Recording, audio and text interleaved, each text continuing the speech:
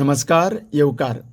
केंद्रामार्फत green corridor योजना अंतर्गत गोंय राज्य सरकाराच्या वतीन मेन रोड तशेंच हायवेच्या कडेक आनी डिवायडरांचेर अंदूच्या वन महोत्सवा निमतान हजारांनी झाडांची रोपां लावपाचो सपाटो सुरू आसा.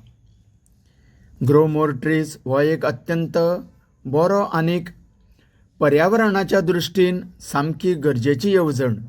पूण ह्या उपक्रमाचेर सध्या स्थगिती गोंयचे बांदकाम मंत्री दिगंबर कामत हांच्यांनी लागू केल्या. ताचें कारण म्हळ्यार हें समोर दिसण्याक येता मेर्शे ते ओल्ड गोवा डिवायडराच्या भितर सरकारान चक्क पिपळ रोपांची शेतीच आरंभल्या. एका लायनीन ही इतके प्रमाणान पिपळाची झाडां लावपाचो उद्देश जरी बरो आसलो तरी पूण भविश्यांत ताची अडचण येवं येता.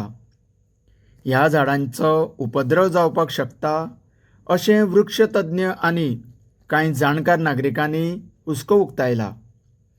तांच्या मतान हीं झाडां वाडल्या उपरांत तांची मुळां आनीक भलो मोठो आवाठ रस्त्याची हानी करपाक शकता.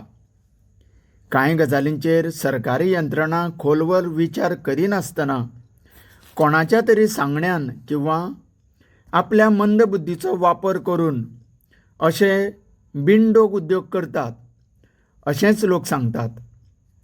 पिशांक पिपळ दाखयता अशें आमी आयकलां, पूण हांगासर तर पिपळ राज्य करपाचो घाट सुरू आसा अशें स्थानीक लोक उलयता.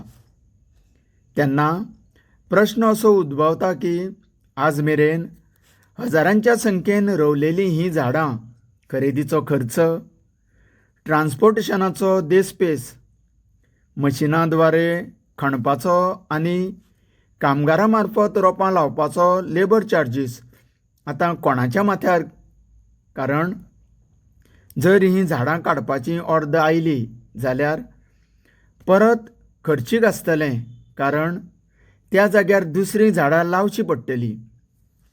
टॅक्स पेयरांक आनी सामान्य जनतेचीं बोल्सां रिकामी जातलीं अशेंच हो अंदाज सांगता.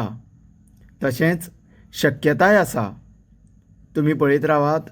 तुमकां सगळ्यांक देव बरें करूं.